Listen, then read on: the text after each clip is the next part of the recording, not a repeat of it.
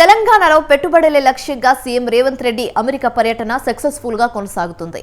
ఇప్పటివరకు రాష్ట్ర ప్రభుత్వం 10 కంపెనీలతో ఒప్పందాలు కుదుర్చుకున్నట్లుగా అధికార వర్గాలు తెలిపాయి. సీఎం రేవంత్ రెడ్డి అమెరికా పర్యటన ద్వారా వచ్చే పెట్టుబడులతో రాష్ట్ర ఇమేజ్ రెట్టింపు అవుతుందని అధికారులు ప్రకటించారు.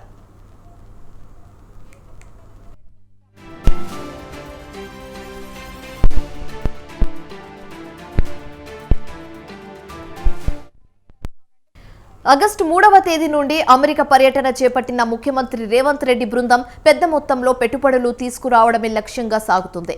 మంత్రులు శ్రీధర్ బాబు, కోమటిరెడ్డి వెంకటరెడ్డిలతో కలిసి సీఎం రేవంత్ రెడ్డి అమెరికాలో వివిధ కంపెనీలతో ఎంఓయూ కుదుర్చుకున్నారు.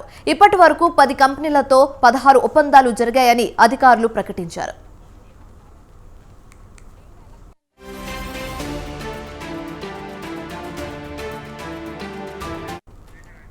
ప్రముఖ ఐటీ దిగ్గజ సంస్థ కాగ్నిజెంట్ తన విస్తరణ ప్రణాళికను ఈ నెల 14న ప్రారంభించనుంది.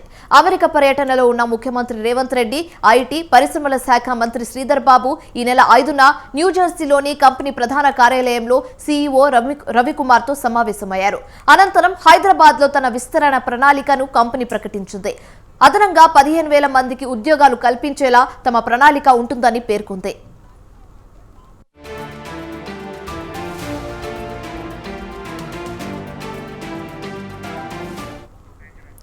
తెలంగాణ స్టార్టప్ కంపెనీలో పెట్టుబడి పెట్టాలని వాల్చర్ కూలింగ్ సంస్థ భావిస్తుంది.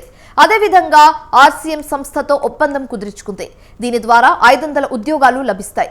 మరోవైపు స్వచ్ఛ బయోటిక్ సంస్థ 1000 కోట్ల పెట్టుబడులు పెడుతున్నట్లుగా ప్రకటించింది. దీంతో స్వచ్ఛందంగా 500 ఉద్యోగాలు రానున్నాయి.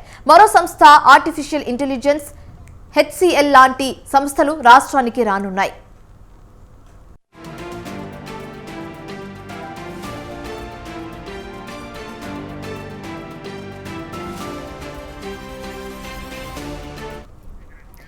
అలాగే అమెరికాలోనే అతిపెద్ద బయోటెక్నాలజీ కంపెనీ అమెజాన్ తెలంగాణలో కార్యకలాపాలను విస్తరించనుంది. హైదరాబాద్లో కొత్తగా రీసెర్చ్ అండ్ డెవలప్మెంట్ విభాగం ప్రారంభించనున్నట్లు కంపెనీ ప్రకటించింది. ఇప్పటికే అయితే హైటెక్ సిటీలో 6 అంతస్తుల భవనంలో ఈ సెంటర్ ఉంటుంది. దాదాపు 3,000 మందికి ఇక్కడ ఉద్యోగాలు లభిస్తాయని చెప్తున్నారు. ఈ ఏడాది చివరి త్రైమాసికం నుంచే కంపెనీ తమ కార్యకలాపాలు ప్రారంభించనుంది. అలాగే సీఎం రేవంత్ రెడ్డి పరిశ్రమల శాఖ మంత్రి Sridhar Babu San ఫ్రాన్సిస్కోలోని Amazon and D కేంద్రంలో కంపెనీ ఎండి డాక్టర్ డేవిడ్ రీస్, నేషనల్ ఎగ్జిక్యూటివ్ మిస్టర్ సోమ్ చటోపాధ్యాయతో సమావేశమయ్యారు.